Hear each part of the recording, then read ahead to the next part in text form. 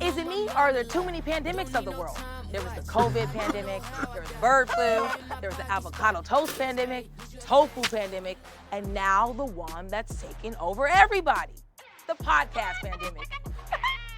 But don't worry, I've got the perfect cure. I've called 6 of my closest buddies to come on over. We're gonna have a conversation about general topics, play some really shitty games, talk about what they've got going on in their life, all in the comforts of a motherfucking bathroom. How's that for your pandemic? How's that for your podcast? So let's see their organic, honest reactions of when they find out my podcast is on the toilet. Let's go! Hello, welcome. Hi. My name's Delaney. Thank you for having me. Absolutely. Thanks for coming. I'm super excited. We're very excited to have you.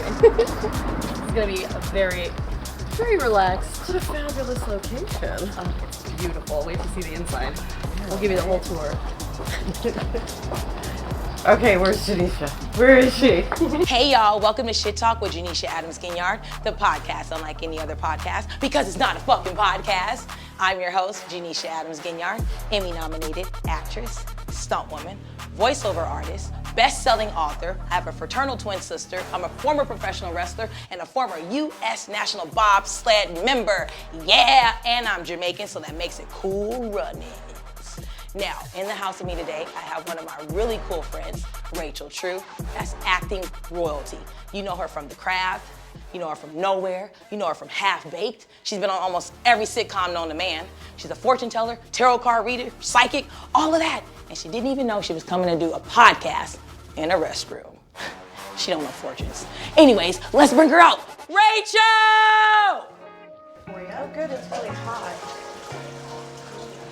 That's awesome. Here? Rachel! Oh. Hey! When's the last time you've had a conversation in the restroom? Well, I cannot confirm or deny. Last night, yeah. Like I wish. To myself. With myself. Oh my gosh. Like, first of all, thank you. Oh! Might need it. Is it my microphone? It's your- Hello? Hello? Do I get to keep it? It's very nice. Yes. What's happening? Yes. Do you have comms? What's going on? No, I took Who it you're out. speaking to? Okay. To myself. I am so happy to have you on. Thanks for having me. I know, it's been a long time. It's since been a I've long seen you. time. And I know so many people ask you to go on their podcast and they don't get you on. That's true. I have become very discerning in my podcasting as of late. Yes. So that just shows you how much I care and love you. I know. I know. So first of all, The Craft, love the movie, as does most people. I see the people at Comic-Con lined up to talk to you. Did you take any of this? Why you look so nervous? I don't know. Carry on. Did you take any of the spells that they taught you on the set and like to real life? Because I just feel like with me, I would have been bewitching everybody. I was already bewitching everyone on my own. That's why I got that job. But no, that's true. No, this is a true story. Janeshia, that 9 months before that Craft script showed up at my door, my TV broke, and I was like, I'm American. I don't know what I'm going to do without television. Right. And I only had like 3 channels, by the way, but like I was like, I don't know what I'm going to do. And this little voice, which I, now understand is my intuition, it almost sounded like Rustling Leaves, was like, don't fix the TV. And I was like, but I'm American. And it was like, don't fix the TV. So I was like, all right. So then I just really threw myself into my tarot studies. Yes. Yeah, we're going to talk about that. Yep. But I had been into it for years and years, but I was like, I'm really going to buckle down. And I kept copious notebooks, grimoires, books. And so I really learned, like I already knew tarot, but I learned it inside and out, you know? And then at about the 9-month mark, 2 guy friends were over and they were like, it's just a wire. It's just a wire, your TV. And they fixed it. So then all of a sudden I was like, great, because I'm American. So I need TV. Yes. I love TV. And then literally the next week, that craft script showed up. So I think that time was me preparing without knowing for that role. Yes. Yeah. Wow. So you basically was speaking and getting the senses or messages or something, and that led to... Yeah, I think it's just like you never know what you're preparing for, right? Yes. I remember Lucy Liu was doing accordion lessons as well as martial arts lessons. Yes. That was prep work for Charlie's Angel, but she didn't know. She didn't know that audition hadn't come through yet. Yes. So you never know what you're doing and how it's preparing you for something else, is what I think. Yeah. And were you already actively going out on auditions? Oh yeah, I had moved to LA in the early you're from New York. Yeah, I'm from New York. Let's get that straight. But I moved in the early mid-90s when I got a Chris Rock movie called CB4. So that moved me. I was like, I gave up my rent-stabilized New York apartment to move out here for that. Yeah. And then, I worked in a couple films and television. I think it took about 2 years after CB4, 2.5 years before I got the craft. Yeah. So that's how that timed out. But I mostly did films in the 90s. Like, it's not like now where all bets are off. It doesn't matter where you're performing, which is amazing, by the way. But back then, there was a very big distinction between film actors and television actors. So because you had to choose like one or the other. That's right. You were doing both. And film is more prestigious. And like you would go to the award shows and the film actors wouldn't even talk to the TV actors. Yeah. That's how bad it would be. So I kind of liked, at least my ego liked, that I mostly did, boy, I'm being honest, that's an ego thing. Yes. And I did like that I did film. I also loved the way that film was broken down into beats. You're basically filming a beat at a time. Yeah. And I also loved in film, they were like, I'd be like, hey, can I change this line? They're like, fuck it, I don't care. Say whatever you want. Make it up. Whereas TV, like I remember on Half and Half, I said, I'm your aunt so-and-so. And they said, aunt, no, cut. It's aunt. And I was like, I don't say aunt. And they were like, you do now. Same thing with vase. I was like, can you get the vase? They're like, cut. It's a vase. Yeah. And I was like, is it? So anyway, I kind of like the freedom of film work. Yes. Yeah. I love the paycheck of television though. Yeah. No, not just a bit. I'm half kidding. TV is lucrative, but I also love the regularity of TV, to have somewhere to go every week and to develop a character over the course of years. Compared to a film where I'm going in for 3 months and doing my thing. And then done. 2 years later, I'm like, oh, I should have done that. Yeah. I could have done this choice. But with TV, you're constantly, your character inside and out, maybe even better than some of the producers, because you are that character. You embody it. Yeah, so I really love the luxury of that. And also TV reaches such a broad audience that film doesn't, that it was kind of amazing to be on a TV show as well. Yeah. So we're going to jump around because I have all these different things I want to... I know, I'm going out of order, but you can just cut it back in order. No, like that. No, you're not going out of order. Just cut that shit. You're navigating this shit. I mean, I'm the worst. I know, I'm so bad. I'm following you. Wait, let me have one of those. Oh, fan.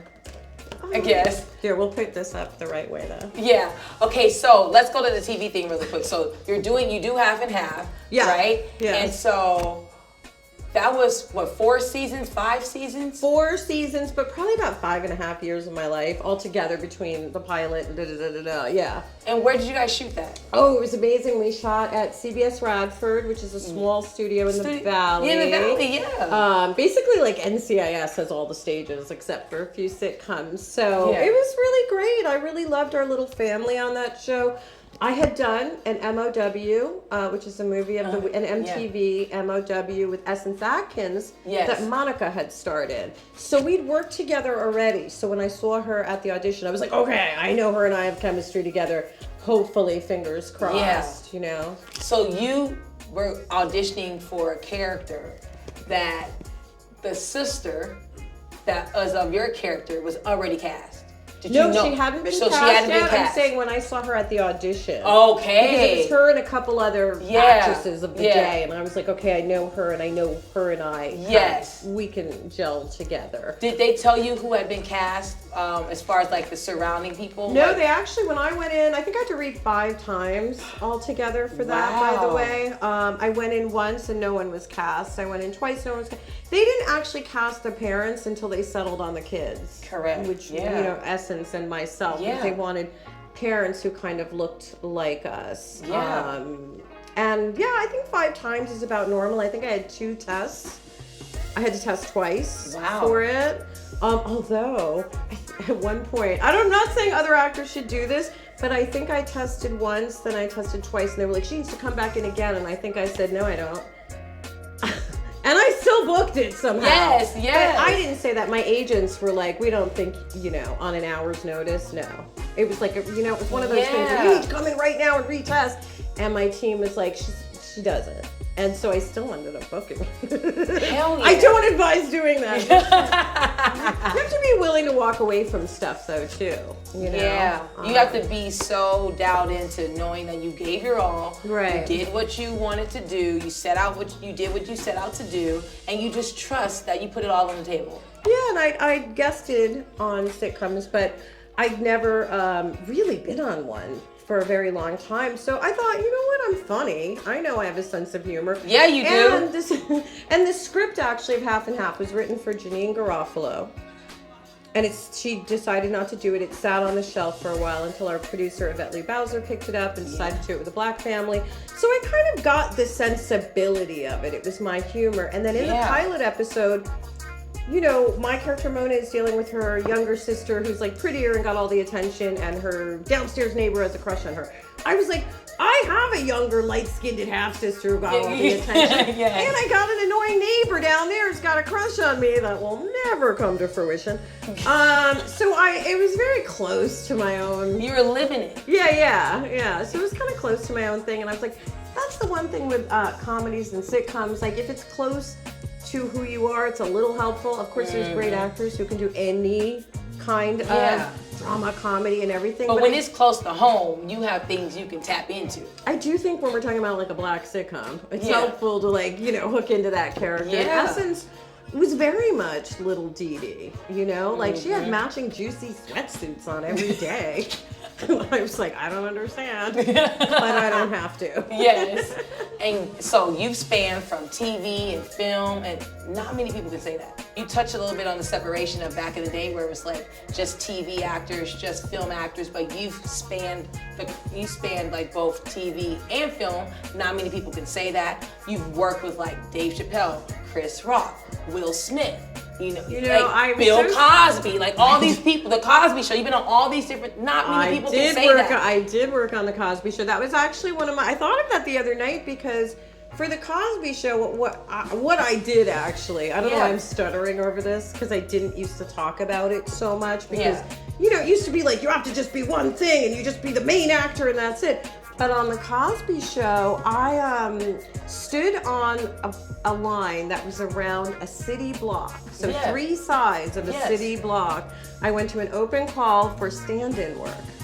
Wait, you were going, so you got the notice to audition? No, my friend called me up and said, you should do this. And I was like, no, I have speaking parts on things. I'm not going to be a stand-in. And he was like, you should do this. And I was like, no, I've been on soap operas and commercials and important things. Yeah. And then I finally went, well, maybe they're right. So I stood on that line. Did you know it was the Cosby Show? Yeah, no, it was like, we're looking for stand-ins for the Cosby Show. So basically a stand-in, if you don't know what that is you're I don't know what stand-in work is. No, you probably you're a placeholder for the main actor so that they can light the set properly and so that the cameras get their camera moves down. So you're kind of just an extra body, which I was like, I'm not an extra. Anyway, it was actually a really great thing to do. It was basically like sitting in on comedy master classes, watching them perform, as well as learning what a set is, what a mark was. These are all things I didn't really know. And you were picking up set etiquette, which is what people are lacking these days. Yeah, like turn off your goddamn phones when the director is speaking. How about that? But I did. I picked up set etiquette. I learned a lot about comedy timing. I also got 3 parts on the show. So that was really handy because there were definitely people in that group who were doing the same job as me who didn't ever get on camera. Who were you standing in for? Who was I standing? I feel like it was, might have been Tempest in the beginning. Oh. And then Lisa eventually. Yeah. Boy, you know what's crazy is that this was years ago at the Nutty Professor premiere, right? Yes. So that told you how long ago it was. Tempest walked by and I was like, oh my God, Tempest. I used to work and she goes, you're in the craft. I love the craft so much. I love the craft. And I was like, Tempest, I was literally on set with you for like 2 years every day. Yes. And she's like, I don't remember. I'm done. And I'm done. No, I kind of get it. I'm not like dogging her. I'm saying I get it because you're in your own world. You are doing your job, and that thing over there, she wasn't really on set when I was doing my stuff. Yeah. Because again, when you're a stand-in, you're just an extra body. I did secretly love, though, that like sometimes I would get laughs on my jokes. Yes. You know what I mean? Yeah. To throw the jokes out. And I would get laughs, and then one of the directors pulled me aside and said, you're very good, and you could be doing, you could be acting. And I was like, thank you. Because that was like really nice words of encouragement. Because you already had hesitation before going down, waiting in that line around the block anyway. Well, I think it was just nice to hear from a professional that like, yes, there's something about you. Because there are people that I've worked with who you're like, yep, I get it. You're fine with doing stand-in or background. I knew I wanted to do more. No disrespect to those jobs. Because they gave me health insurance at a very young age. I didn't even understand the benefits or the fact that I was making pretty good money per hour. Whatever it was back then was all really helpful. So I do think that was good prep work. I was there for some dicey things, shall we say. Yeah. I just need to know, did you meet Bill? Did you get Jello? Did you get Jello or did you get Jello? Oh no, I'm darker than a paper bag. I did not get Jello. That's actually the truth of it. I'm just saying. That's my truth on that one. He had a certain type. Yeah. And I was there when one of the girls came in and she was literally, she had that Jello. Is this saying, I don't know. I wasn't there for what happened, right? Yeah. So I'll make that really clear. I don't really know what the truth is, but this girl came in and was shaking and saying, we had to call Mr. Cosby. Mr. Cosby insisted I come over to his house at like 11 p.m. And then, stuff ensued and he ... And she then had to go on and do the scene with him. The worst part is she'd been shaky all week. Like, what? I'm just being truthful. Like, it was a tough week already for her. Do you know what I'm saying? Like, it's a tough acting week for her. And then layer in that.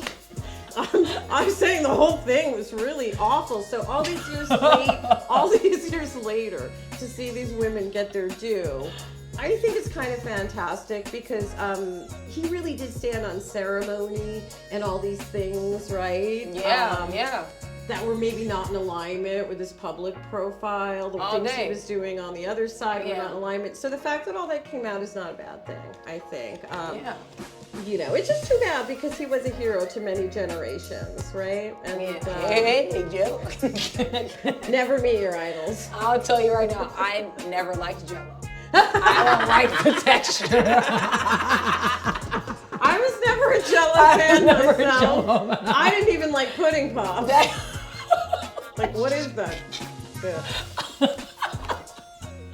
Just say. The Jello is nasty as shit. Fine. It just stands and just fucking wiggles. What's that I will say those years, though, definitely prepared me for, just everything. By the way, bless you. So sorry, but she's like fanning in the background. Bless you.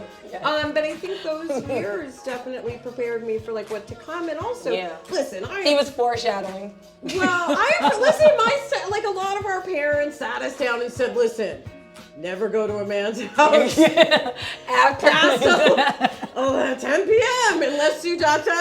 Don't accept Jello from don't take Jello nobody. from strangers. But the thing is, I wonder to myself, like, had I been asked to go eat Jello late at night, would I have gone? I don't think so, because I was like a timid little, like, ooh. It's the texture. Ooh, all of it. So I don't know, but he was a very powerful man. So I see why people went, though.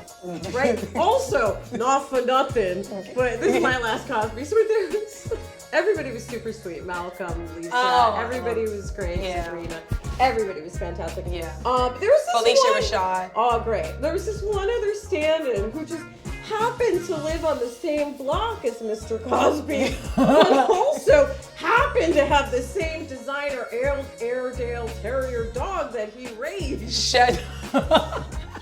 So I was like, what you doing, sis? No, I wasn't even. I was like, I know exactly what you're doing. Yeah. She getting them Jello shots. All of the... Anyway, I am a very, like, I stay out of the trouble. That's all I can say about that. And again, thank you for my darker than a paper bag skincare. Because I do think that was part of the deal there. Yes. There was a certain... If you look at his wife, who Yes. looks a lot like Lisa Bonet.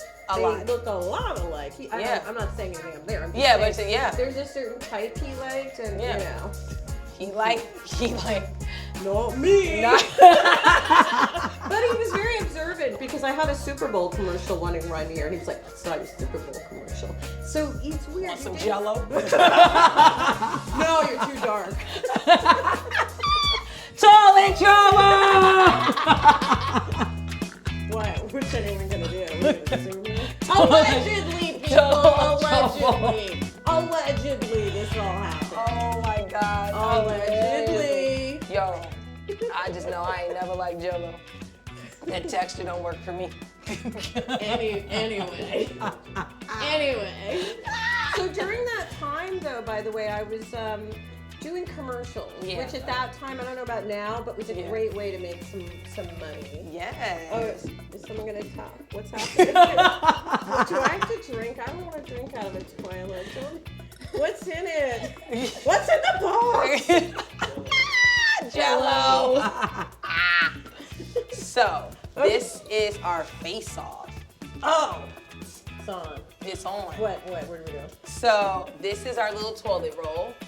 I'm gonna hit this. It's gonna do a flush, and then it's your job to use both of your hands and roll the toilet tissue to close your lid. Oh, that closes the lid? Yeah. Okay. I Yeah. can't, but what do I do? This is like my companion scrunchie at this point. Yeah, you can set that down. But it's keeping me feeling safe. Oh, All right, I'll put it down. All right, so is it gonna squirt motherfucking water at me?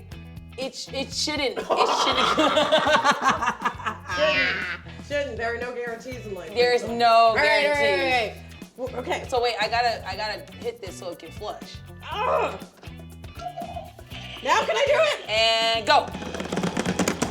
Get out! I win! I'm very competitive. Seriously. You don't want to challenge me in a game of Trivial Pursuit. Oh, somebody got squirted? Yeah. It's almost like Jello. Almost. Okay, one no, more I round. don't want to do it again. Yeah, we do it again. Your ass gonna lose. All right. Okay, you can't tell the future? Okay, so, go. This piece of shit. Yeah. I rule the toilet. I'm the toilet master.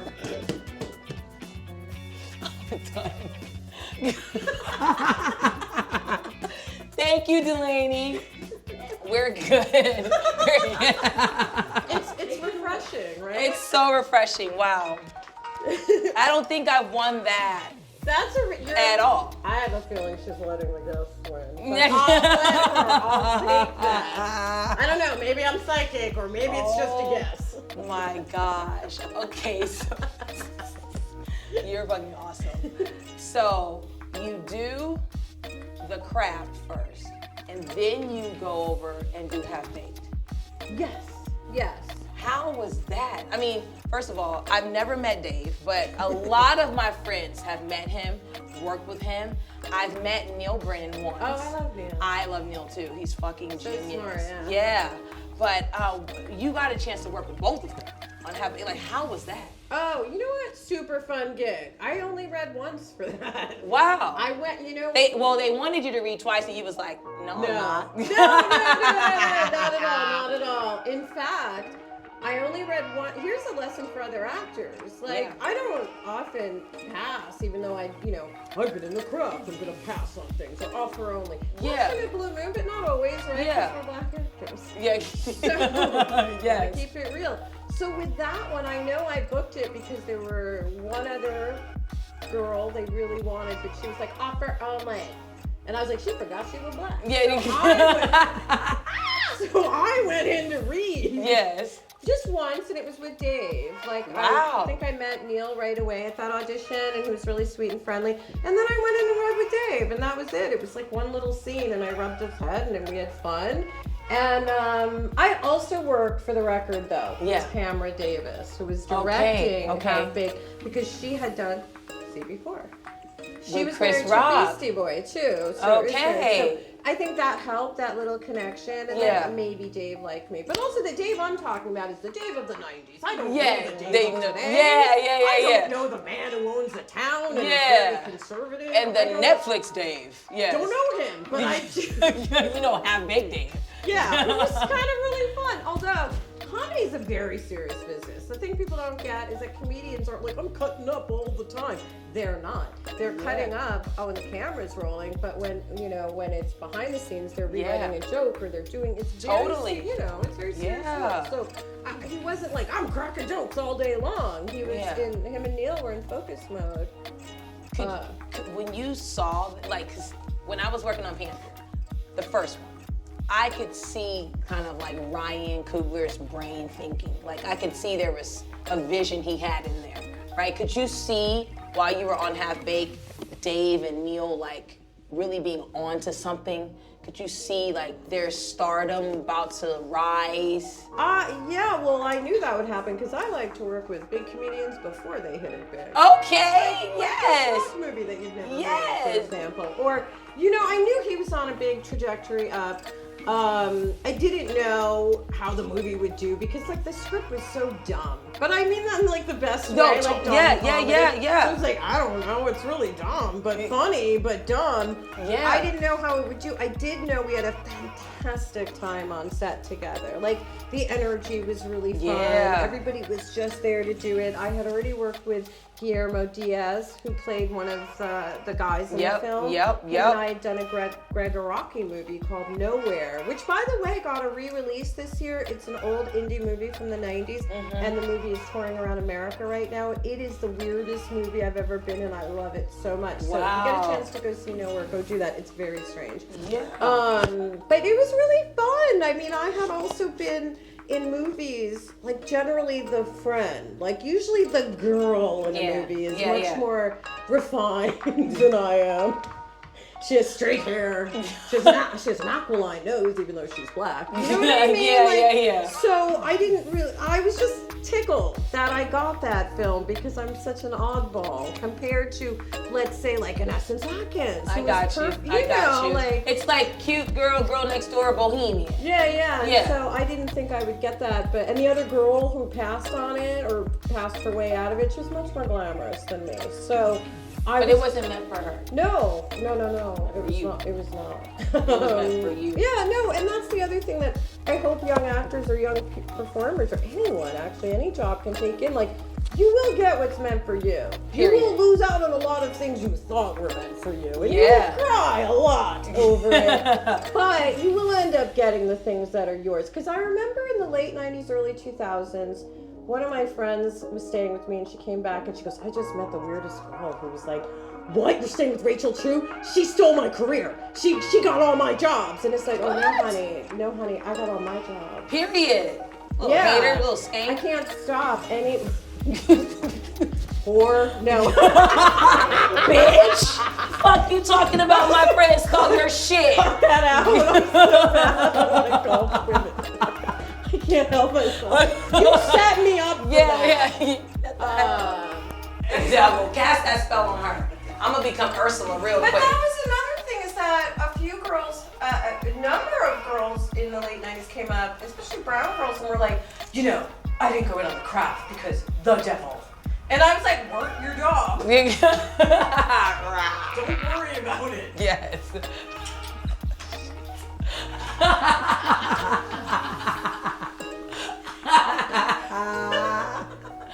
Yo, they was hating on you. I said, no, they were hating on themselves, I think. Yeah, no, they was hating on your ass. No, they're like, I can't believe I let God make me not go to this audition. Yeah. I don't know. And like, I respect their boundaries though. That wasn't for you, because like, back to the craft for a second, we didn't, like Manon, the big thing we're praying to, and that's a spring in France. It's the Manon of the spring, remember that movie? Yes. So, we didn't, like, I'm gonna look through the Bible for the deepest, darkest passage. No, we went out of our way to not have any of that stuff. So, again, I had no problem with it. But, you know, I said to my stepmother once, I had to laugh because the way you said stepmother. I said to my stepmother once, thanks for not sending me to church. And she said, that was your father. And I said, thank you, dead father. Because I love faith, and sometimes I wish I had as much as some other people, to be honest. But the truth is, for this little period in time, when I was coming up, it was always, God-fearing, you better fear God. And I'm like, I'm afraid. I'm 7. I'm very scared. So I think that religion has shifted since then. They're more inclusive, and they're more like, it's great. It's not like, you're gonna. It was all just a lot, and so I'm glad I did not have to deal with that. I wanna know, like, because you have spanned from TV and film and commercials and all this, like, That's a nice way to say you're old. But no, span. I'm kidding. What has been like some of your most memorable moments? Oh gosh, you know, each and every one is my favorite when I'm doing it. You know, when people are like, what's your favorite role? And I'm like, I don't know. It's so hard to differentiate from that, to be honest. I like something as silly as booking that Super Bowl commercial was a moment that I remember, because back then, especially, I don't know about now, but the goal was to get a Super Bowl commercial. To make all the money, right? So I remember that moment. I also remember hustling, honestly, an awful lot in ways that I think you don't have to do as much today. Like, I was doing 2 free internships while working bartending at night. Bartending? Yeah, I mean, I don't have a trust fund.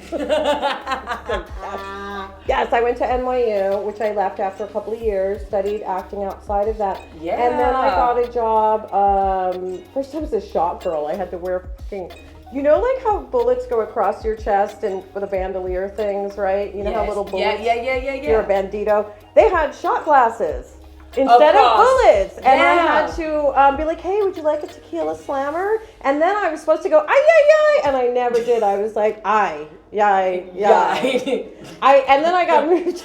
It was the worst because you're always getting your ass grabbed by somebody. Oh, wait, did I forget the 2 bottles of tequila in holsters on your hips? We were like, bam. That was one of my first jobs, you know, in the restaurant field, because I think I did other jobs before that. But then I was moved up to bartender. And so I was bartending and working these 2 free internships, and I was exhausted. You know, I was like barely able to stay awake. So now I kind of love that free internships are not cool anymore.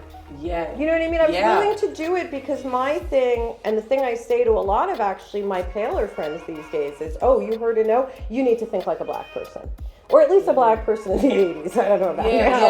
Because every time I heard a no, it was, oh, okay, you said no? Mm-hmm. All right.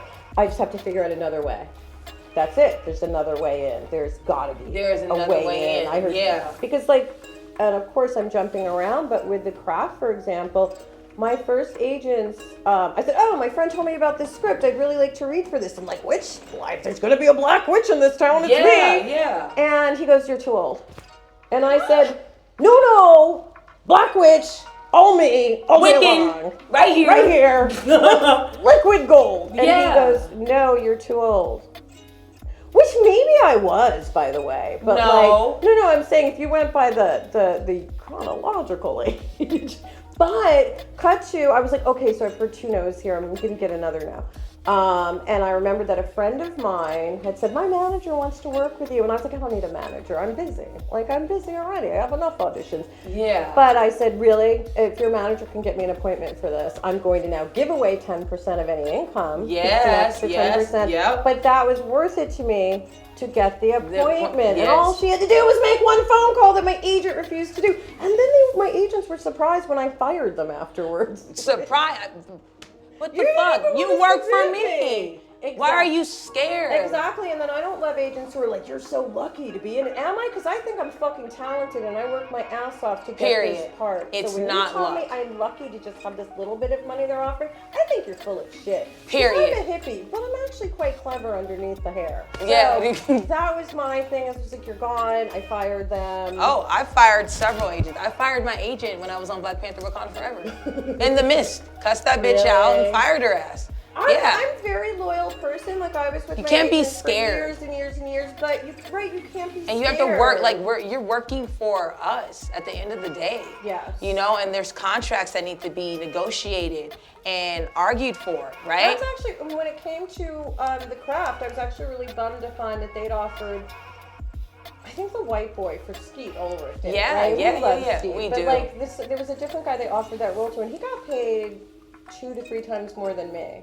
Like, you know what I'm saying? 'Cause Yeah.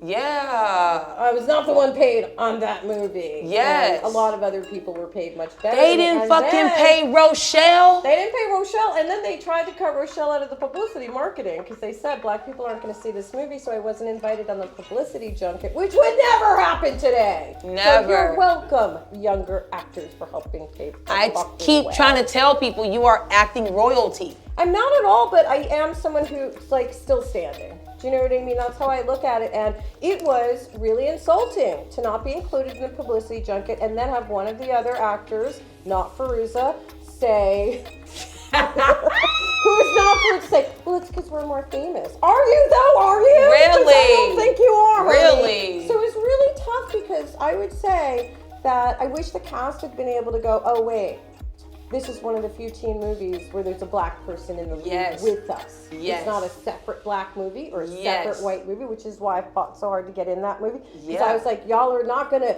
John Hughes this shit. Period. You know, and and that's your life. You Right. embody that so even naturally. Even to this day, I think the other women don't understand how important that role is for black people or people of color, but not even like, there's so many gay men who come up to me and say it was your character because I was the outcast and da-da-da-da-da. Yeah. So I think there's And you were swimming. They say black folks can't swim. You were fucking Meanwhile, diving. You're in a fucking diving board. Let me shit talk my diving. Please do. She would listen. She did such a great job because I was like, I'm not get jumping off this thing. So she did a fantastic job. But the whole day, she was just like, they had to put makeup on me to make me darker, like you. And I was like, yeah.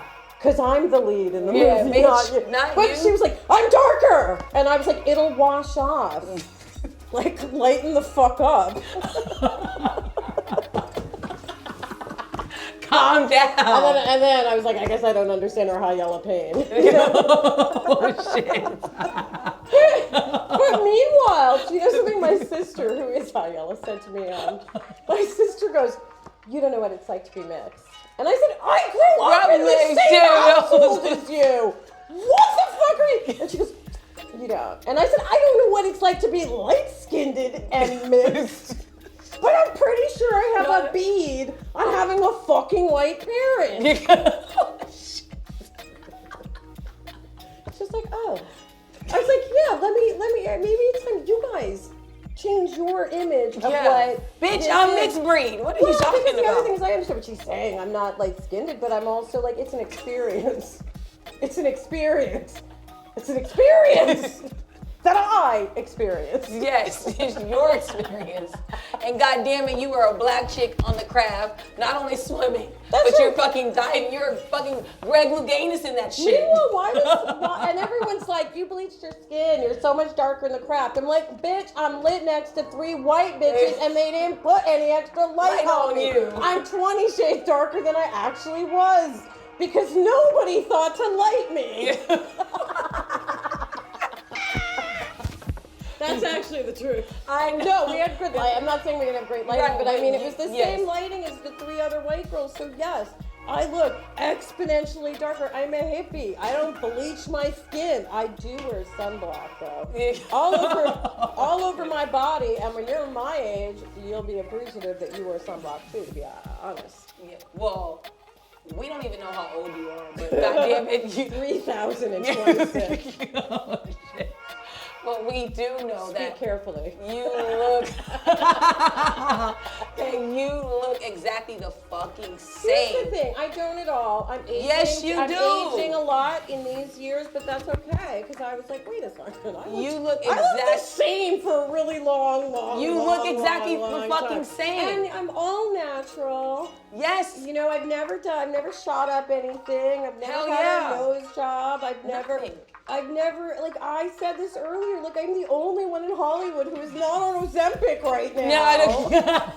Like literally the only person. Everyone else I know is like, I'm down 40 pounds, Rachel. Oh, it's natural. I got it. Yeah, It's great. I know. To be honest, I'm not knocking that. There's a lot of people who have prediabetes who needed it, to be 100% honest. I'm not knocking that drug. I do think, though, as we get older, we have to be so careful with our organs, right? Yes. You never thought about it when I was 20, but now that we're grown, to think about the effects things are having on my body. And to be honest, like, I don't need Ozempic because I can slowly but surely lose weight the natural way. Like Absolutely. I went from being, working on my second book right now. Yeah. So I went from being fairly sedentary to all of a sudden now I'm going to walk 12,000 to 15,000 steps a day. So I just prefer to do it naturally because I have a sense of satisfaction that like, look what I did. And then I always try to pull it back every time I start to age a bit more, I just pull it back. Like I'm vain enough to be like, oh shit, what can I do about this naturally? So I tend to eat pretty well for the most part. Are you vegan, vegetarian? Carnivore? I'm not. You know what it is? I eat fish. But then all the rest is vegan. Like I don't do dairy. I don't do meat. Yeah. But I do. My body does like a little fish protein, so I let myself have like that. Like salmon or I'll let myself have a fish like that. But that's it. I don't have chicken or beef or any other meats. And then no dairy really felt great actually. Yeah. What about so I want to go back to the craft really quick. So when you guys were shooting that, did they make you feel super black? Yes. What? Sorry, what? What was the question? You started it. Yeah, okay, wait, hold on. So when you were doing the craft, because you have such a huge following from that movie. Yeah. I mean, do you sit back now and you're like, look who has the last laugh now? Because I've seen with my own eyes the people who line up to talk to you, to get your autograph, to get photos with you. Like, do you sit back now and think about all that shit that I went through, y'all put me through? Now look who's got the last laugh now?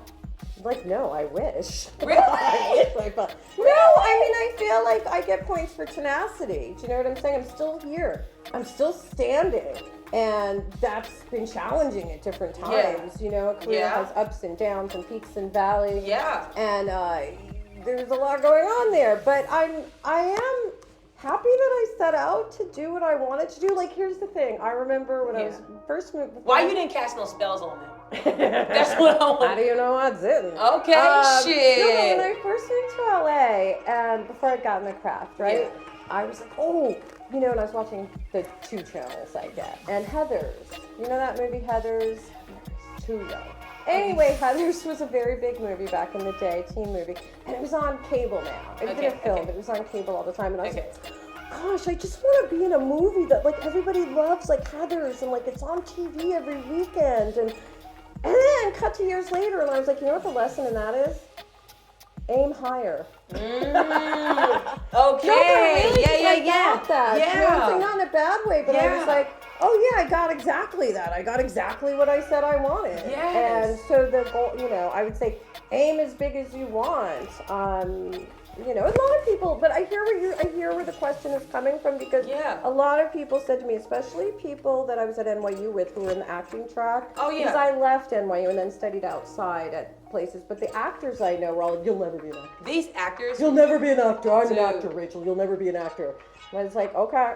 these NYU actors and actresses are fucking like on one. No, I think I've worked with a couple of them. No, they be on one. Worse than that is actually the musical theater majors. Like, stop singing Faith yeah. in the hallway. I'm trying to fucking Sunday in the Park with George again. Yeah. I hate yes. it so much. But listen, I think there's tremendously talented actors. Philip Seymour Hoffman, who's passed. Oh my gosh. He was a year ahead of me. He's great. I remember seeing him and Kristen Stewart from Third Rock from the Sun. They were doing a scene, and it was so electric. I write about it actually in the book, and my publicist was like, can't you find something different or more famous? I was like, I don't give a fuck what you're saying. This is the moment I was like, oh my God, I have so much to learn. These two are ready to go. These two are like ready for it. It was electric. Every other scene was like dead. My boyfriend was in a scene that sucked. And then these two did. And then these two came on and were just electric. So it was like a moment to sit up and go, oh, like you always have to be on your toes and giving it your all.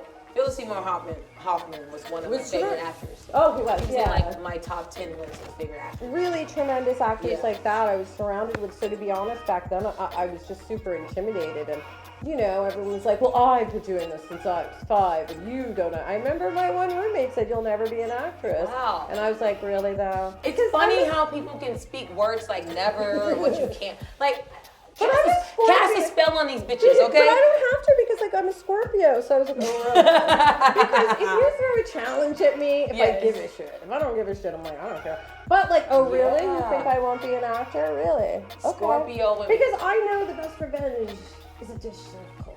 Yes, and the best revenge is to be able my to own shut a success. motherfucker up. But also, I don't have to do anything. The best revenge is my own success. Right, Very so true. that's kind Very of what true. you're saying in that question. Yeah. But like, I don't need to go and be like, did you see I got that? Like they They know. you know. Y'all see my fine. star meter 890. Don't play. You see it. Yeah. That's her star meter, not mine. Shut up. But you sustain. Basically, is what I you're think saying. having, being able to weather the ups and downs and take it on the chin, right? Because there's times where you're just like, am I ever going to work again? Or like a new thing that's in the last 10 years or so, it's like, oh, now I'm a groaner actress. We want to say it's a groaner, right? Because when I was very young, I would have 3 auditions a day. I'd be going from Venice to the Valley, back to Venice, back to the Valley. You could never do that today with the traffic. But 3 auditions a day, 4 days a week. Now it's like once every 2 weeks. And so all of a sudden it becomes a different thing where you start to go, oh, I have to get this because there won't be. And that's why I like just being an artist in general, because I feel like no matter what medium I'm working with, right, whether it's acting or writing my books, or everyone else is baking bread in the pandemic, and I was like, let me get better with my sewing, which is so nerdy, but like I can make a 3-piece suit now, right? So I think it's all, but it's all art, right? Like taking a flat pattern and turning it into a 3D thing is kind of exciting. I just try to look at everything and say, what can I learn from this? What can I gather? And then there's some days where I'm just crabby and old and tired and don't have that good an attitude, to be honest. But most of the time I'm like, this is a new experience. This is exciting. So, during the pandemic, you write True Heart Intuitive Tarot, Guidebook and Deck in 2020. That is your book and tarot cards. Yeah, it was a book, a proper size book that I wrote, and a deck that I designed with an artist. And let me talk some shit about my artist. Listen, I'm so proud of my book. I hadn't written anything that long since like high school. But when we met in 2018, this is the book that you were working on. Probably, yeah, because publishing is like molasses. So it takes 3 years for me. Anyway, it was really edifying process because I had to, first of all, if you're going to write a tarot book, tarot is essentially, I look at it as a therapist in a box, a shrink in a box, really. You know, there's all that woo-woo stuff, but let's forget that. It's literally just, no, really though, it's just images on a paper card. And when all the church girls come for me and they're like, the devil, I'm like, it's a paper card made in China. Yeah.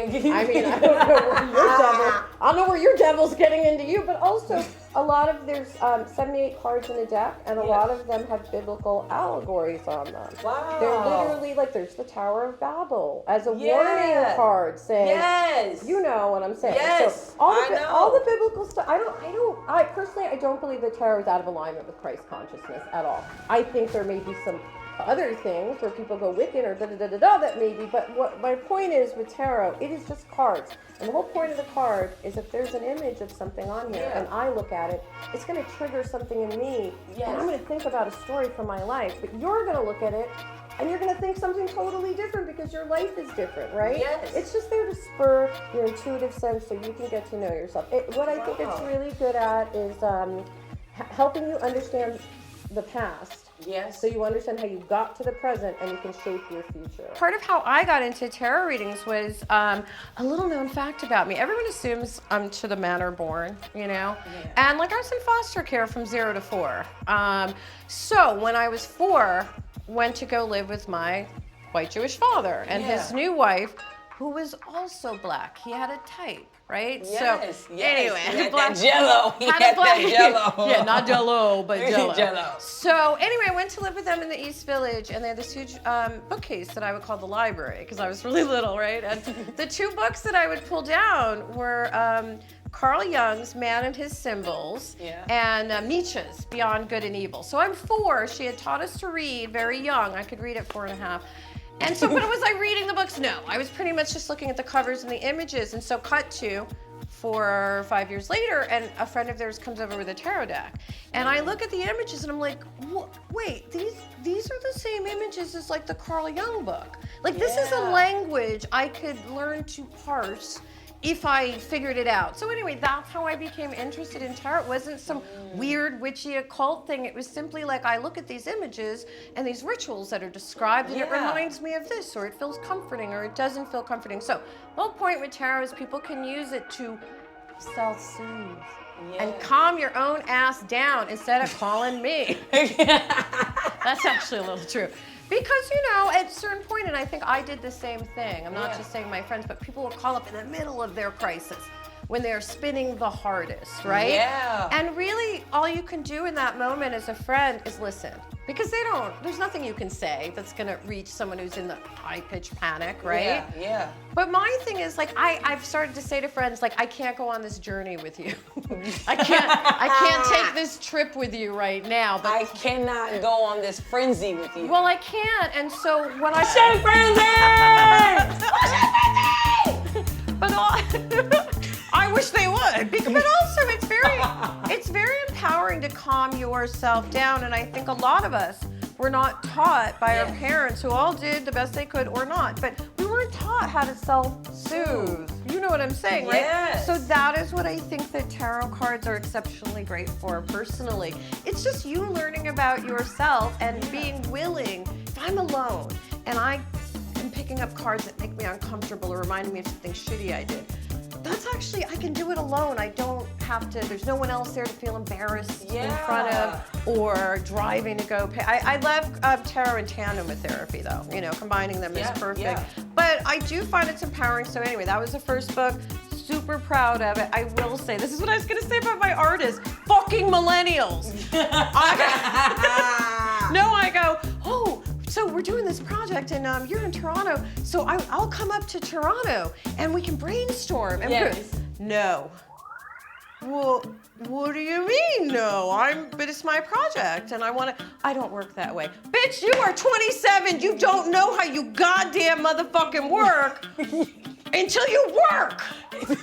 Right. Not that she hadn't worked, she made some great images, but I was really like, oh, you don't want me to come there? You don't want to meet me? When I'm the one designing the deck, you don't want to listen. And at some point, her and the artist liaison just kind of cut me out. And I was like, You guys, it's my deck. It's mine. I paid out of pocket to change some cards because they were like, it's fine. It's fine. You're like, no, this is my shit. It's my work, and they take it really seriously. But I do love that it still sells. Like, it's still selling the book, and it's at Barnes & Noble. There's nothing more exciting than walking into a proper bookstore and seeing your book on the shelf. So, what's happening here? Who's getting squirted? So, we are now becoming plumbers. Oh, all right. All that tarot shit you got, you didn't see this coming? Okay. So, all right, what do I have to plug? so we are plumbers. Yeah. And there's a little dice in here. And so this is the flusher. You push it down, a dice rolls out. I'll catch it. I'll tell you the number. And then we take turns with it. It'll play a nice song. But, yeah. All right, so do you plunge first or do I plunge first? Do you want to plunge first? I don't care. You tell me the rules. Okay, you're going to plunge first. Okay. So here's your flusher. Okay. No, flush. It's going to roll out and tell you how many plunges you do. Oh, Yes. all right. Yes. Yeah, I get it now. I don't like I've played this before. Okay, so go ahead and do Oh, your I flush. flush. No, actually like flush, like a toilet. There you go. Oh! 2. That's it? I just have to plunge twice? Yeah. Oh, what's gonna happen? No, Is something nothing. gonna squirt out? No. Wow, you really put some effort into that shit. You said... Jesus Christ. You know what? Toy. You know what? It's because my toilet backed up recently. That's exactly what I'm like. Traumatic experience. Yes. Oh, shit. Actually, yes. Actually, yes. Jesus Christ. Because, wait, the night I shot the half and half pilot, Yes. right? So we shoot the pilot and the director's like, your life's gonna be so different now if it gets picked up, you know? And I'm like, yeah, whatever. So I go back to my apartment. Fucking toilet has exploded everywhere. So I'm in my full lashes and makeup like, yeah, my life, it's really changed. It's really fucking great. Fucking love my life right now. So glam. Oh, shit. Oh my God. All right, so now you have to plunge twice, right? Yes. Do it! Like, this is how I do it. It's because it's a fucking toy. She's like, I'm a lady, Rachel. Okay. What happens now? Someone's we gotta keep plunge into the plunging? song. Yeah. Oh, okay, so how many Yeah, plunges? your turn. You gotta roll dice. Oh, one for you. Should I make you happier? No. It didn't go. No, it did. It made a tick. Oh, it did? Yeah. 1. See, it's at that. All right. I'm ready. I'm for 5. Yes. 3. That's right. close enough.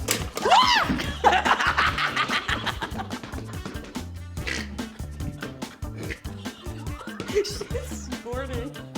For the record, she's literally snorting. Snorting. I did not think a big piece of fake shit was gonna come. It's like, oh, you know what? This used to be a pickle. I was a pickle mold, but now I'm a piece of shit. That's exactly what that is. I'm not lying. That's a pickle mold. Oh my God.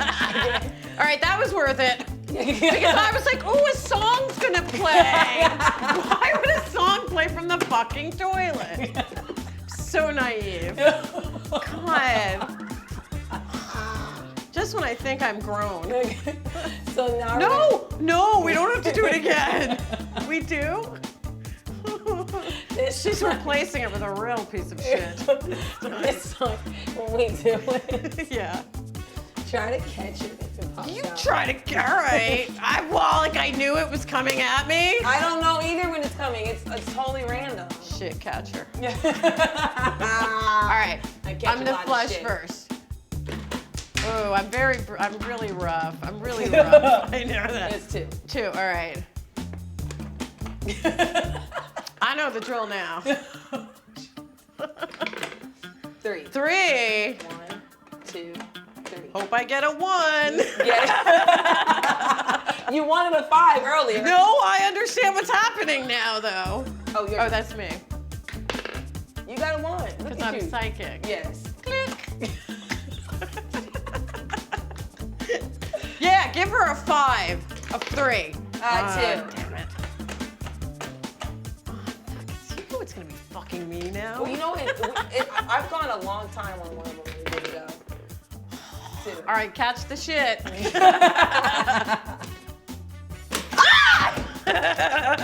Gets me every time.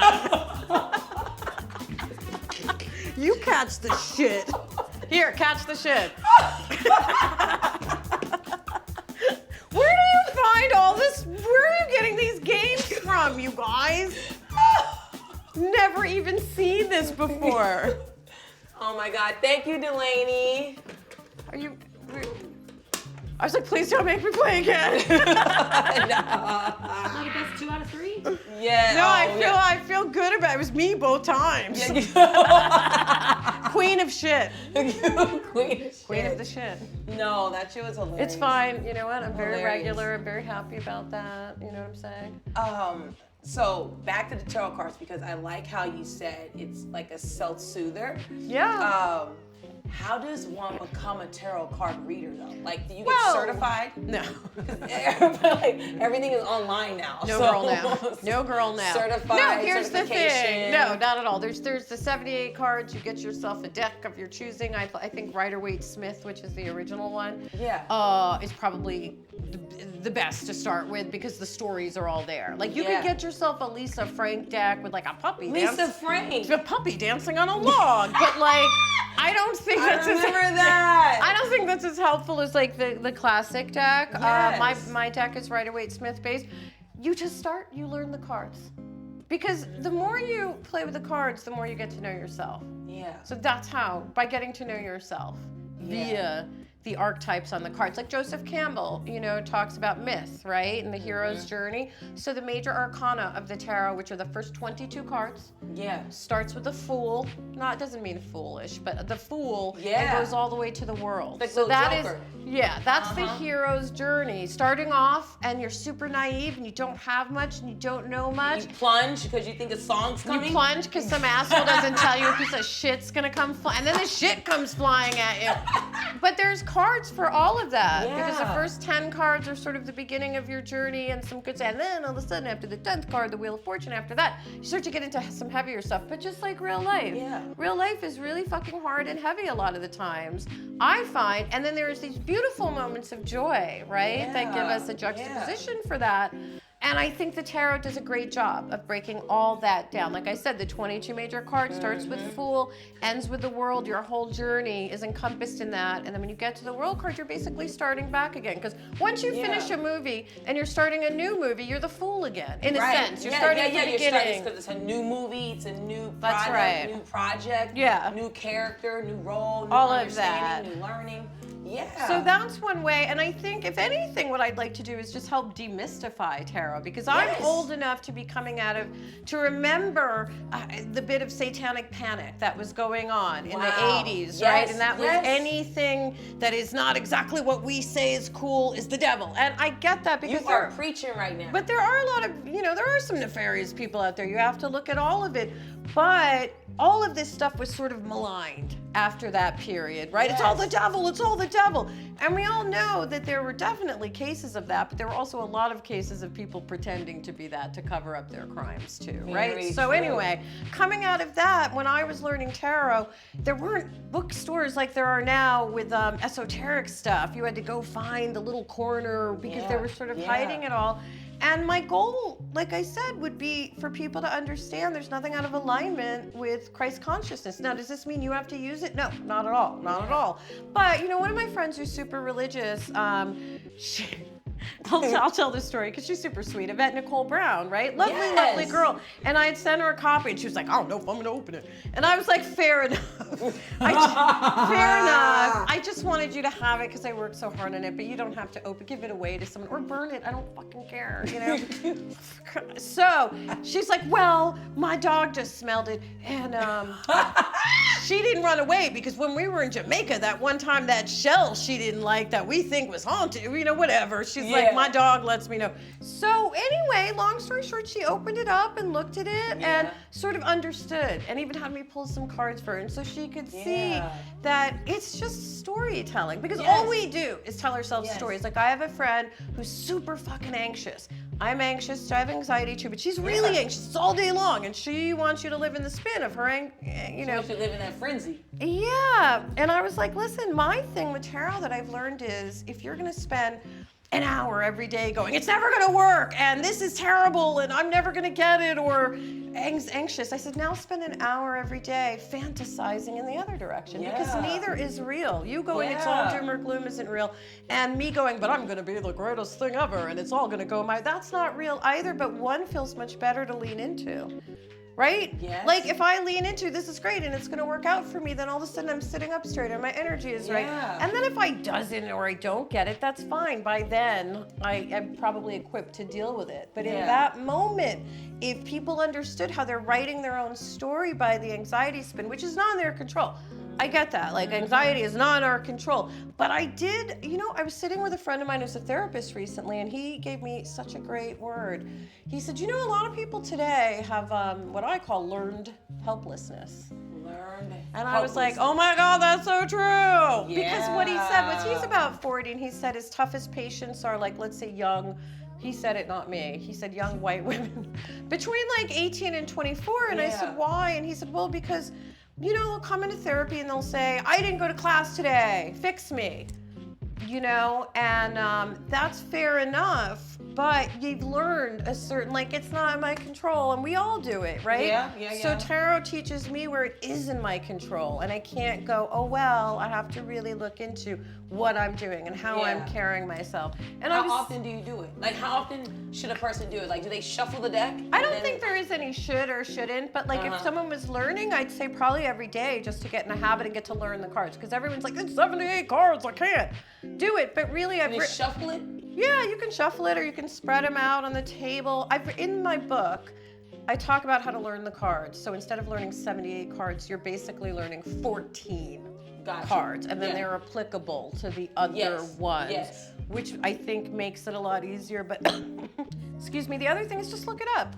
Just look at, I spent years going, wait, what is the difference between the 2 and the 3 of wands? Let me look it up until you figure it out. Now it's all really clear to me, because if I was gonna write a tarot book, I was like, oh, I have to get correct with myself, my own behaviors that I think aren't great. Because if I'm gonna, it's kind of advice, you know, not in a guru way. Like right, but it's what you've learned, your lessons. Yeah, and also what I know that tarot can help with. So anyway, I hope people will check it out. It's been out for a while. Working on the second book, which is a book called, well, I don't know what it's called yet, but it's gonna be for basically highly sensitive people, empaths, people who pick up a lot of energy, and how to work with that energy and not be overwhelmed by that, stuff like that. But again, I never present myself as a guru. I'm just someone who happens to have studied this for a really long time. And like you asked, there is no registration for readers. Anyone can get a deck and start charging you money. That's why I'm like, no, get your own deck for $10 and learn to do it yourself. Because you go to these artsy fartsy areas, you're gonna find somebody with a magic ball and cards on the corner. But not even, but you go on YouTube. Pandering you. But you go on YouTube and there are tarot readers, you know, hustling for money on there. No, you know what I call it? There's a lot of Vegas card sharks on YouTube with tarot decks. And I didn't tell her. So there's a lot of people who are full of shit with their decks. And I'm like, just learn to read it yourself. Like, it's much more accurate, because tarot isn't like astrology where it's like, oh, Capricorns. It's not like that. It's very specific to you. So a general reading that someone's doing online is fucking bullshit, actually. That's my shit talk for the, no, but it is, because I've gone back and forth and I've been very delicate with them, but the truth is, it's really just a grift. Like, you can't read for someone, unless you could do it on the phone if you're connected with their energy, but how are you reading for everybody? Anyway, there's a lot of people on, I've been on TikTok, and I was calling people out on there and pissing everyone off, and so now I've just kind of pulled back, you know, from it. But I say be careful. There's a lot of people out there to take your money. Yeah, go figure. Don't be surprised. Who'd have thunk? But no. I'm about to come out with some shit talk tarot cards. But shut up. But it does really bother me on like TikTok, where they're like, you know, you need my special prayer thing, my thing. If My favorite grift on there is, if you're seeing this message, it was meant for you. Fuck you. Yeah. Fuck you. Fuck you and your fucking horse you rode in on. But Right. we have one more card. Yes. You know, a lot of my black brothers and sisters Our black brothers and are sisters very judgmental Yes. about things. And so I was like, oh God, if I come out with this tarot book, like it's just gonna be. And then I thought that they already make fun of you. They already treat you like you're not black enough or you're outside this or mostly because of the patois of my voice. And I'm like, oh, it's my fault. I lived in the North with my white dad. Yeah. Okay, it's not my fault. This is just how I speak. But so to be sort of ostracized or not included for those things, I was like, oh, well, it doesn't matter then. They already think you're a weirdo. Solidify it. Yeah. Solidify it. Yeah. Yes. Own that shit. Own it. So yeah, I am weird. That's fine. No, you're not weird. You're you. They think I'm weird too because I speak up and I'm honest and I'll fucking cuss you out if you do some fucking crazy shit. But I also give you your props if you Yeah, if you deserve definitely do. But we live in a world where we've been conditioned to take mediocre bullshit and think it's okay. We want people to, give them orange slices and blue ribbons for bullshit. Well, I'm not gonna do that. I hear what you're saying, and sometimes I wonder. I don't give fucking orange slices and blue ribbons for fucking bullshit. I do wonder for the kid, like the really young kids coming up. I'm like, oh, when I was coming up, you had to do something to get accolades. Do you know what I'm saying? Yeah. You had to do you had to be good in that movie or whatever, And now I'm like, oh, you could just go on. Oh, you can just show up. You could just be on TikTok and be like, I'm authentic. Yeah.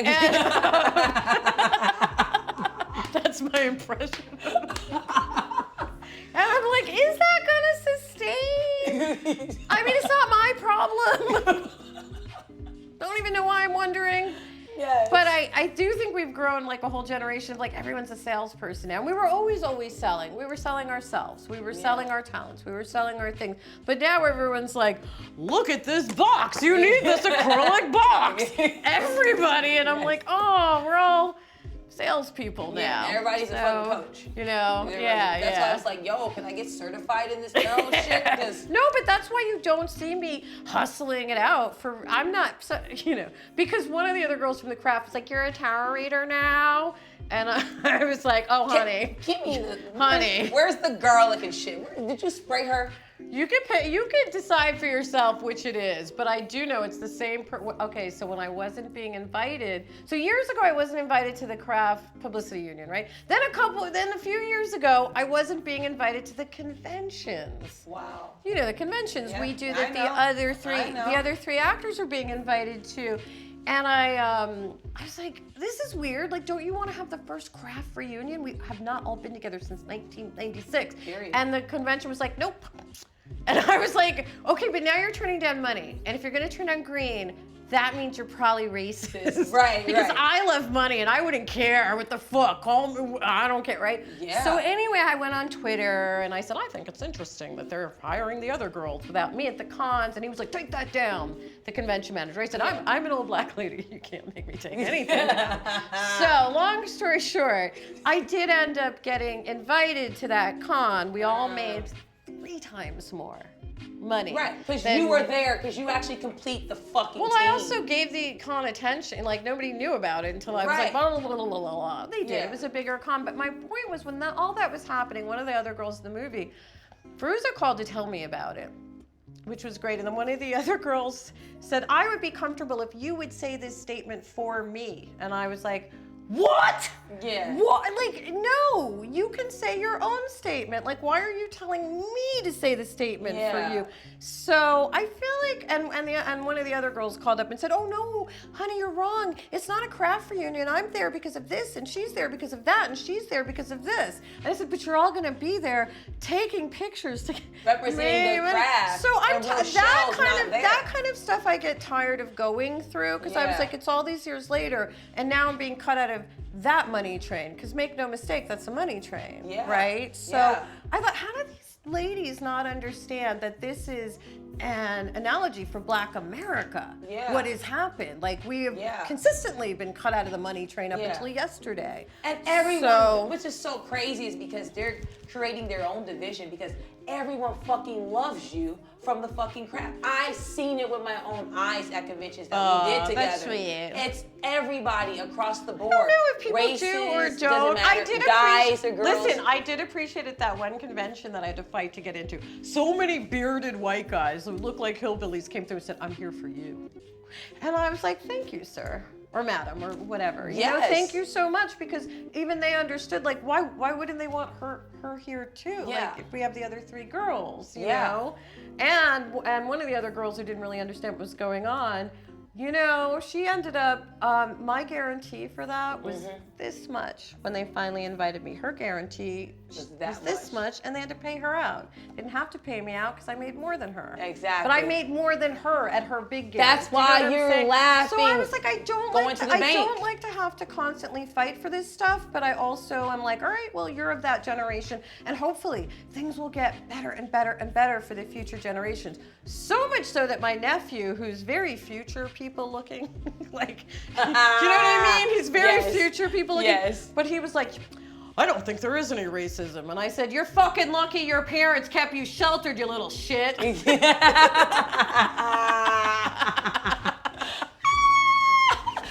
the poo! But I meant Little it. shit. I was like, it just shows you what a good job your parents have done of keeping you protected and safe. And also, you look like future people, so it's a little different with your green eyes. Yo, future people. No, You know what I'm saying. I Always know got exactly that what look. you're saying. So we're gonna have our little thing. We'll have it right there. So this is really fun. Is it? Yeah. So these are our individual launchers. We will let you have the lighter shit. Is it? Why does it look like a bee? This was a bee thing, and they turned it into shit. That shit was a pickle, and this is a bee. Who has point? Is it pointy? Well, because a lot of it comes out in a little bit. She gave me the high yellow shit. Yeah. So. All right, what happens? So the goal is to. Oh, shoot the poo. So we're gonna launch. Oh, you gotta launch it. Yeah. So this is the little lever. This is a launcher, and we are going to shoot our poo into the launcher. I'm figuring out the your strategy. This is fucking from a Winnie the Pooh game. I'm telling you. So here, we'll scoot out just a little bit so we have a little bit of a launcher. All right. Christ. Okay, so. That's wrong. Oh, my trajectory is different now. Just practice your aim. Does it count if it bounces off this and into that? Yeah, it counts. That's a dunk shot. Yeah, or a rebound. You're gonna go first. Okay, I'll go first. Oh, that's close. Oh, anemic. Okay. Oh. You got a problem launching your poo. Really bad at this. I'm gonna win this shit. Yeah, you are. Oh. Oh. Okay. I tried. Oh, so close, so close. Oh. Shit. So bad. Oh, that's not even fair. Okay, another round 2. Collect your yellow poos. Very bad at this game. Oh my but God. that's okay. There's yours. That didn't count. You just got some shit so on that's the 3, 4, 5. There should be 6 each, but it doesn't matter. Okay, there you go, the other 2. Okay, round 2. Now we've really had practice. All right. Okay. I don't understand this, but okay. Okay. Go first.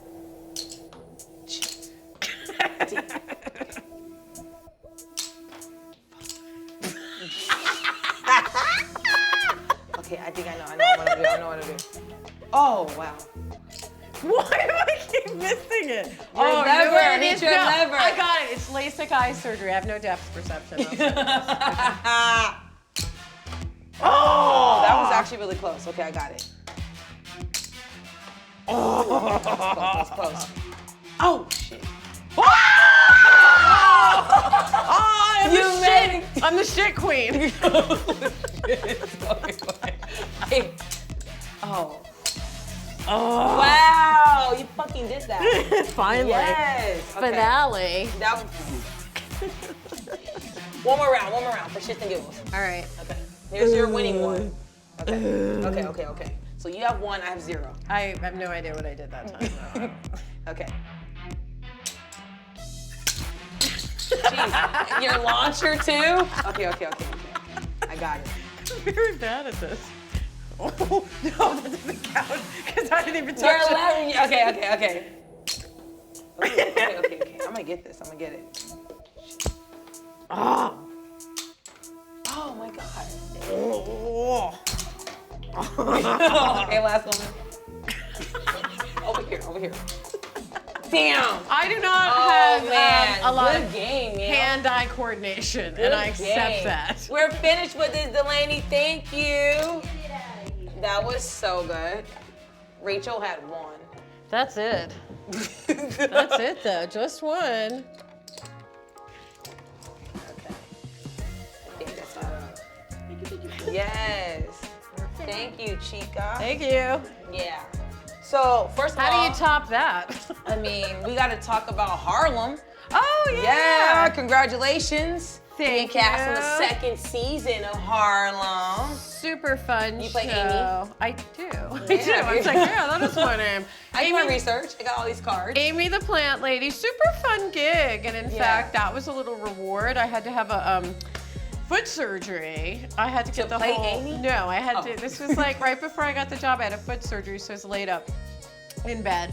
And I finally, like 3 weeks later, I can walk around, and my manager called me. She's like, listen, they actually had you on hold for this, but I didn't want to tell you about it 3 weeks ago because, you know, they've fallen out before, but like now we got the firm offer and you're leaving like 2 days from now. To go to New York. Yeah, I didn't have to read for that one. Tracy Oliver, the showrunner and creator, was, I guess she liked stuff I did. That's where it's fun to have people who are like, oh, I grew up watching you and I just love you and I want to have you on the show. I love it. So I kind of love too that it was a love interest, a romantic part, you know what I mean? Yeah. Because I'm at that age where they're like, you're a desexualized cow. And so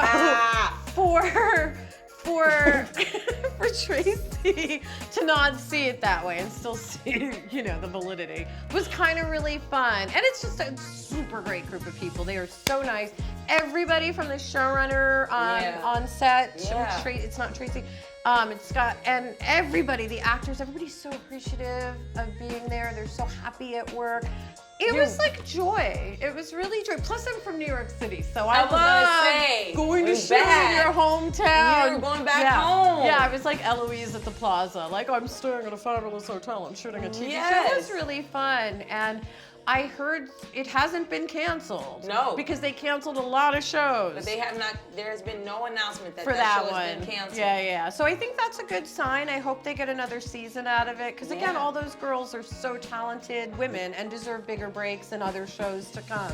You literally work with almost everybody. Like Megan Good, the fucking they're really Whoopi Goldberg. Okay, I was very nervous. She's a fucking goat. I love Whoopi Goldberg so much. And you so much, working with Whoopi Goldberg. Yeah, I was really just delighted to be a part of that because I think no matter how long, that comes out so bad when I'm tired. No matter how long I've been working, ultimately having some of that joie de vivre for life, that excitement about what I do is always still there. Yes. So, you know, I was delighted to be a Whoopi? part How of that. is she? She's fabulous. She's Whoopi Goldberg. We ain't got no shit to talk about Whoopi Goldberg. She's amazing. She's amazing. She's everything you'd want her to be. Really? Whoopi Goldberg. I know.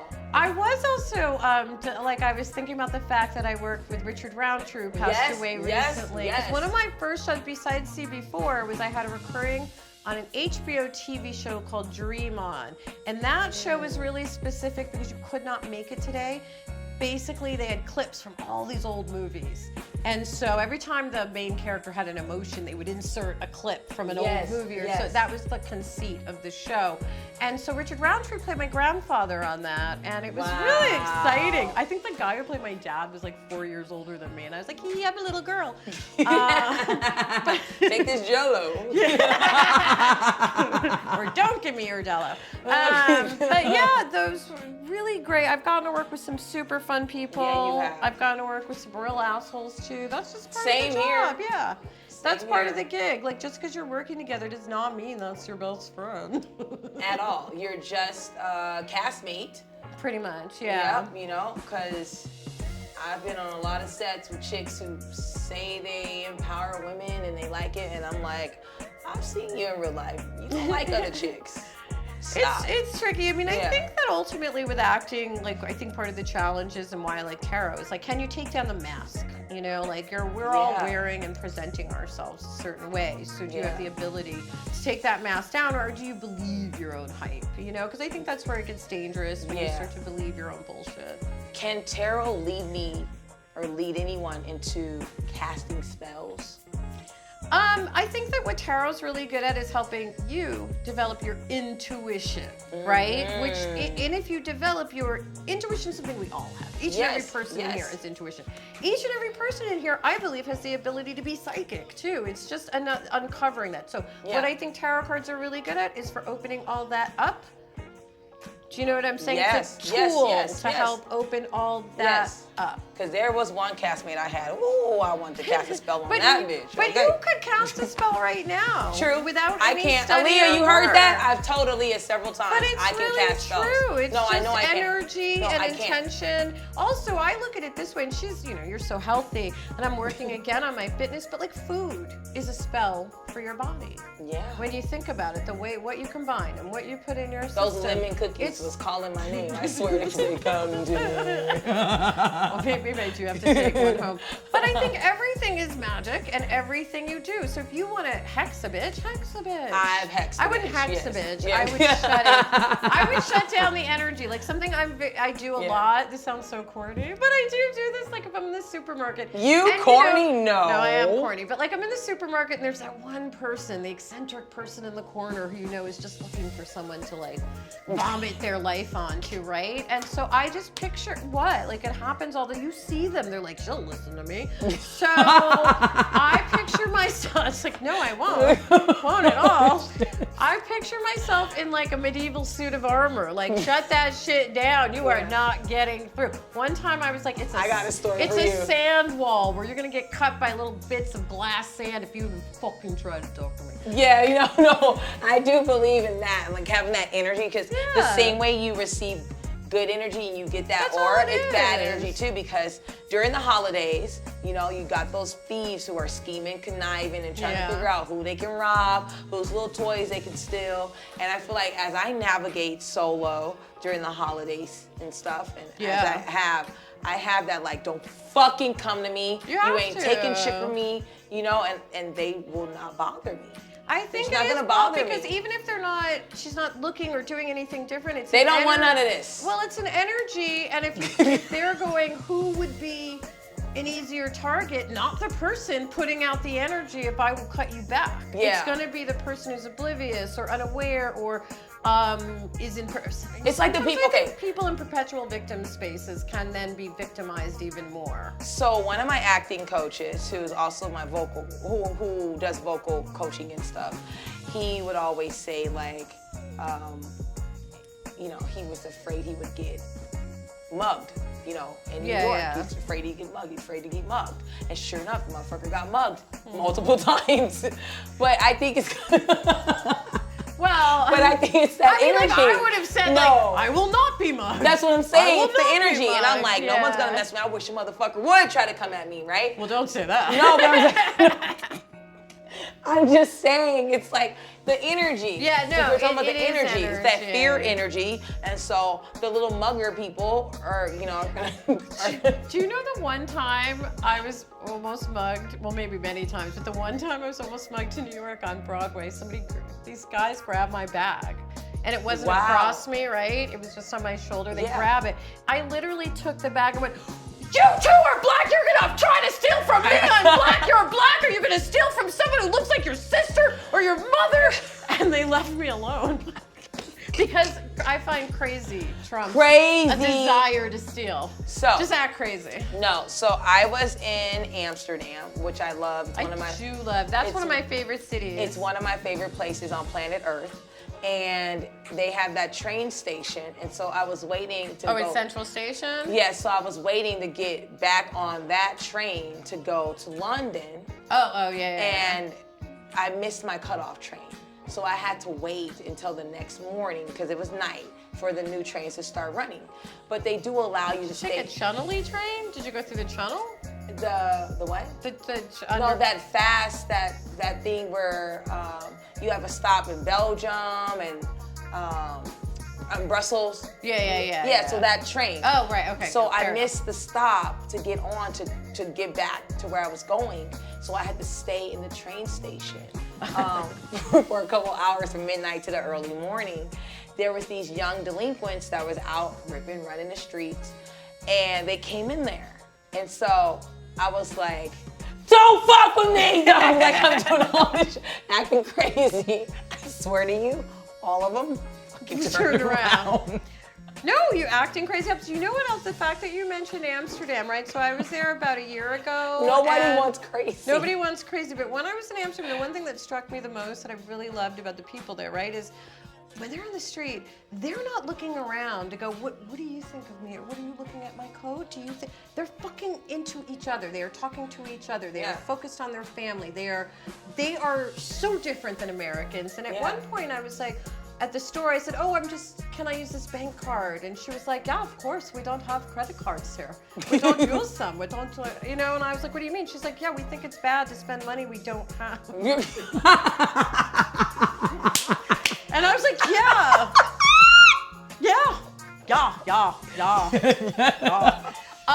So I was like, yes. So I kind of love the way they are, and they're considered actually really rude. They're very straightforward, right? But I love that. I'm like, just tell me, just break it down. I actually really appreciate Dutch culture, modern Dutch culture, because I don't always go in the Rilke, because sometimes I'm like, y'all got this motherfucking shit from slavery. Yes. This is evil. Like I've gone there many times, but sometimes I'm like, that's cursed. That would be in that Friday the 13th TV show with the cursed objects. Because this is cursed. It's a heavy. The Dutch were really big in slavery, obviously. For sure. Harlem and those names are all Dutch names. Yes, exactly. Wow. This has been awesome. You are. I could babble on forever. You mean you fucking sing? Shower jam! No, I only sing in the shower. Try being a black girl who can't dance or sing. That's why I had to develop other talents. I fucking love it. Well, here in Shower Jam. I love your big giant shower. Yes, it is the Shit Talk with Janeshia Adams-Ginyard recording. Yes. So you're gonna sing or do your favorite spoken word right here in the shower. We have props for you and everything. No. I have no spoken word. I don't know any spoken word poetry. Okay, well then you can sing. I can't sing. I really can't sing. Trust me, we have people who can't sing. Are you fucking kidding me? I'm not. No. The ear. You want the ear ones? Yes. I can't sing. You can sing. Trust me. We've You're had gonna people who sing can't. with me, right? I have to do my own song. This hurts. You can rap. Can you rap? No, I can't. Do I look like I can fucking rap? You from New York, Biggie. I don't like this, but I'll do it for you. Yes. But I don't like this. You don't like to sing? No, I literally can't fucking Trust sing. me, we've had singing. What are people singing? No, everyone you've had on has been black and can sing. No, we haven't had black people. We've had Hispanic, white. What are people singing? British. Yeah. Whoa. I don't know what to sing. Welcome and walk into the booth. Walk into the booth. So who's got ready? Okay, up. Look at bitch. You look like a singer, yo. Oh wait, who's got my camera? Okay, wait. Oh, okay, you got time to think of your song. How much of it do I have to? I'm singing like you're getting 2 lines. No. Yes. You are acting royalty. I don't sing. So that's what's so. You want me to go first? No. That doesn't help me. I don't even know any songs. That's why I'm like, No, you look fucking cute. What's a good song? Okay, like anything pop, hip hop, up tempo, rap, R&B. Okay, I will say. Okay, I'll tell you this. Unchained. We had the Star Spangled Banner. Somebody did that. What? They could sing. No, they couldn't. They couldn't have been worse than Fergie. They couldn't have been worse than Fergie when she did it. Oh my God, or Flavor Flav. Yeah, but at least he's Flav. She was like, I'm really singing here, y'all. Matter of fact, it's so funny. So most people don't realize this. Fergie was with Wild Orchid back in the day. I did know she was a that was the Wild first Orchid. Disney show that I did. I was like, I don't know, 14 years old. Me and my twin sister went on this show called Great Pretenders. And Wild Orchid, Fergie, was, they were the hosts of the show. I remember that, actually. Yeah, so that was the first show I did. I was like 14. And they were like, I've been searching my soul tonight. You're getting a chorus, and you're gonna be happy to fucking get it. Okay, New York. New York. Get in your sound when we got lights for you. Are you waiting for me? Oh yeah, they good. They got you. They're got you. And you got you can go in there. If you need to, we'll even let you hold the phone if you want to. No. But you look cute when you don't hold it. Here. Okay, cool. You're just getting the chorus. That's cool. Just do the chorus twice. Wait, what can I use as a microphone? You got to So yes, so we have that thing right there, and we also have the little scrub brush. Yes, I like that better with you. Oh, come on. Ready? Right. Okay. This is so bad. I'm so sorry, you guys. This will be your last memory of me. Now? Action. Bite my lips and close my eyes. Take me away to paradise. I'm sorry, more, I'm sorry, all the rest. Did I? Okay. That's all you get. Yes. That's all you get. What was that? Green Day. But not really. You'll just Encore. You'll just sing longer for that. You'll make it work. You'll work out your own bit. Okay, what am I gonna do? That was amazing. Yeah, you know me. That was shit. Always with the singing. Can't stop fucking singing. Okay, wait. Okay, what am I gonna do? It's gonna sound amazing. No, I'm not. I want you to sing. No, I already think something from The Wiz. I don't know. Ease on down the road. I got to carry on. Ease on down the road. Okay.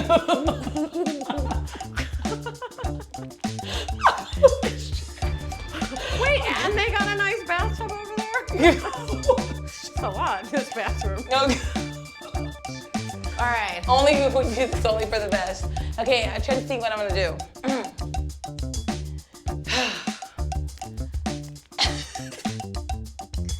Okay, hold on. This one, I think this is gonna be a slow one. This is gonna be, okay, hold on. Okay. You put your phone there, so I'm gonna put my phone there. Okay. I got the beat in my head. Okay. I'm gonna do more than the chorus. Yeah, because it's your show. No. Not get paid. Okay, I'll do the intro and then I'll go into the chorus. Can't wait. Okay, can't wait. Okay. I got it. Yeah. This is going out to one of my favorite artists on the planet. She's African, black don't crack, just like Rachel True. For all of that, I'm gonna do Sade. Cause she's like 75 looking like she's 40. She looks amazing. Yeah, you look amazing. This is why I thought of Sade. It's like, how can I relate you're both old. No. No. I know. Okay. If I tell you now, would you keep on loving me? If I tell you how I feel, will you keep bringing out the best in me? You're giving me the sweetest taboo. Oh yeah. You're giving me the sweetest taboo. That's why. Come on. Oh yeah. There's a quiet storm, and I never felt like this before. There's a quiet storm, that is you. You. There's a quiet storm, and I never felt this hot before. Give me something that's taboo.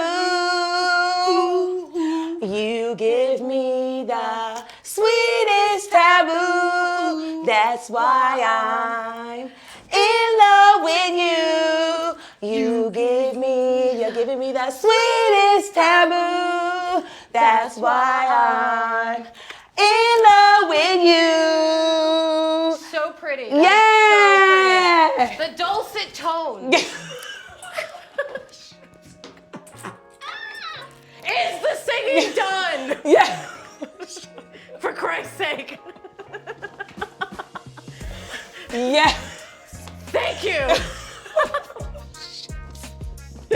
Oh my gosh. So what's next for you? Literally, what's next, Rachel? Finish my book. Yes. I don't know. Hopefully more work and, hopefully more acting. Somebody needs a mom on a TV show somewhere, don't they? A love interest. Or a love interest. So, I don't know. Now that we're done with the pandemic, now that this strike has ended, Yeah. I think things should maybe be smooth for a while until the economy crumbles, right? Yeah. But, until that happens, we're fine. So do you have any more Comic-Cons coming up, you think? Oh, I have one more. I think I have an Oklahoma Comic-Con in Ooh, December, so okay, that's see? pretty fun.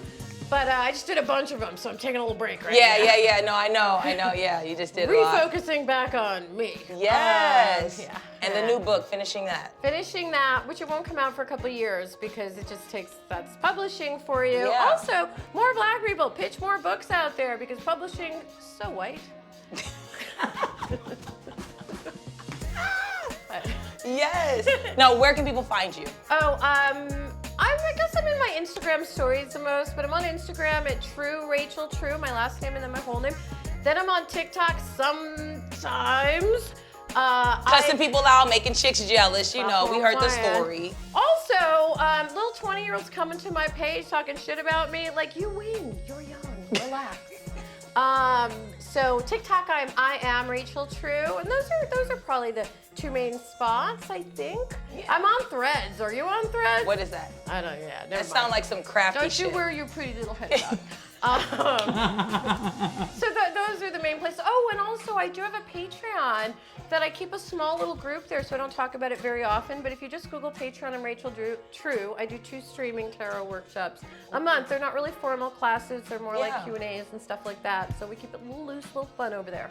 Wow. Well, thank you so much. I fucking adore you. We connected the minute we met when we were on Comic-Con together. Yes. You called me. What did you say I was? I don't know. I'm a stoner. I don't remember. What? I don't drink liquor. You called me your little play cousin. Oh, my play cousin! Yes. You are my play cousin. Yes. No, you are. Well, this has been great. Look, Shit Talk with Janeshia Adams-Ginyard, the podcast, unlike any other podcast, because it's not a fucking podcast. I was here with my play cousin, Rachel True, and let me tell you, we had a hell of a time. But did I talk enough shit? You talked a lot of shit. All I know is that we ain't eating no more fucking Jello. We ain't eating no Stay Jello. away from the Jello. Stay away from the Jello. But look, y'all, good or bad, we've all got shit to say. So let's talk. And we out. Bye. I feel so bad for your editor. Oh, no, God. Oh, this makes me wish I brought my camera to shoot stuff. It's such a beautiful location. Oh, I got a new camera. I'm super excited. I got a Leica because I deserve it. There's nothing like the way that Leica renders brown skin is stunning. I want an SL2S. I just don't know if I can carry it around. But it's really heavy. But the images are just exquisite. Okay. This does look It's good. Yes. Yes. They fire. You had me at lemon. Yo. Lemon's my favorite.